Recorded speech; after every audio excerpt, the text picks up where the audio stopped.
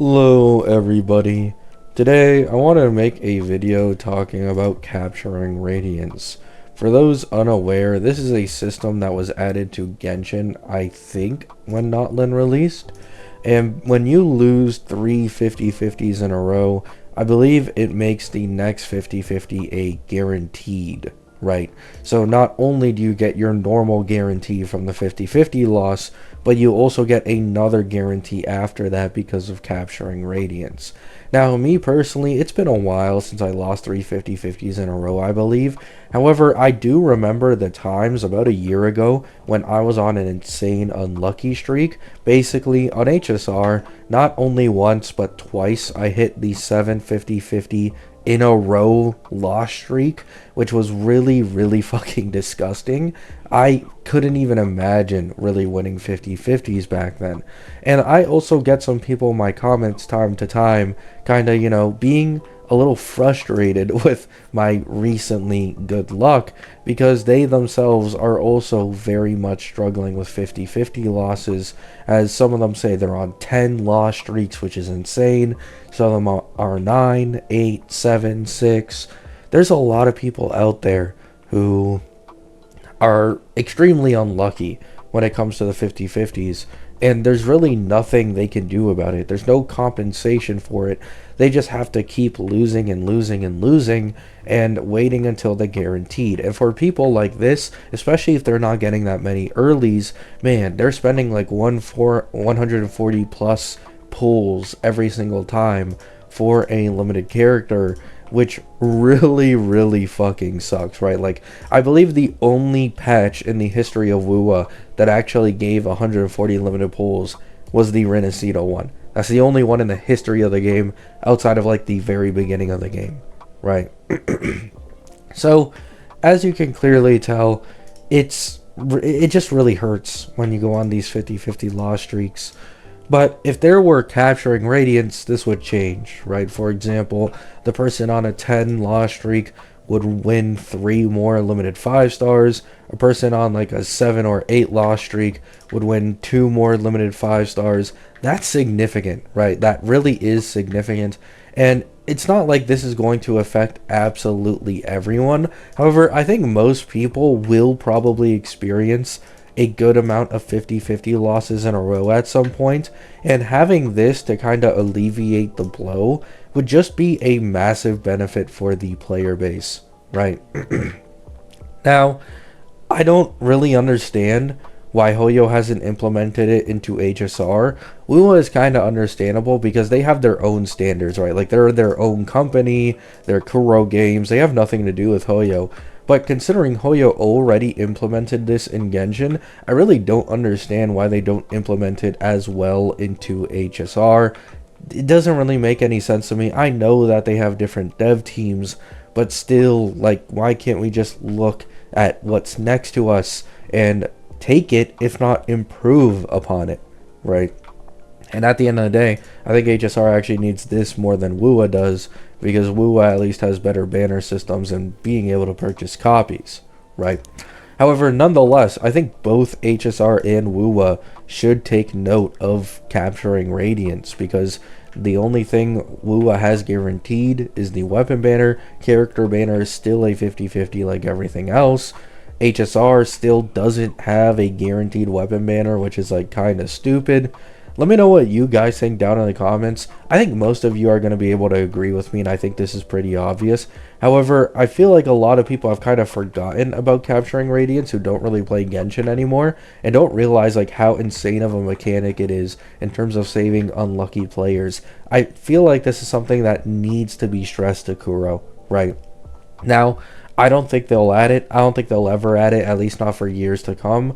However, still, I would like to see, some people making videos pushing the idea that this game should get capturing radiance and HSR as well, because I think those games really do need it. Any gacha game with a 50/50 really needs something similar to capturing radiance to really make someone not feel just completely defeated when they go on insane loss streaks such as that. Because I'm going to be honest, the most likely time when someone is like going to quit a gacha game is when they're unlucky, right?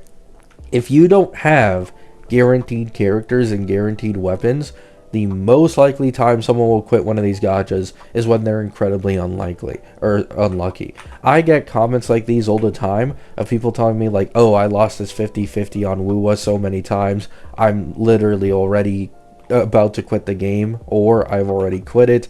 They said the same thing for HSR, losing over and over and over and over again, and playing an entire patch's worth and not even getting a limited character for it, not being able to really progress your account any further.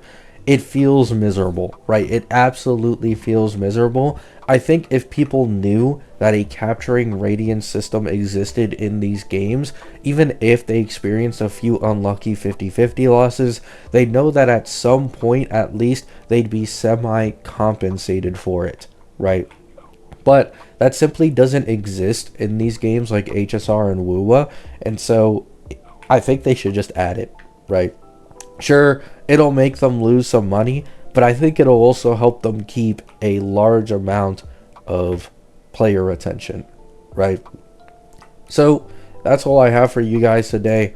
A quick video talking about how I really strongly believe they should add capturing radiance to both Wuwa and HSR. The fact that Genshin is looked at as like the most predatory of these games, or actually no, HSR is probably looked at it that way, but still, you know, Genshin has a very negative view from a lot of people because of the not limb power creep and, well, it just not progressing as a game all that much.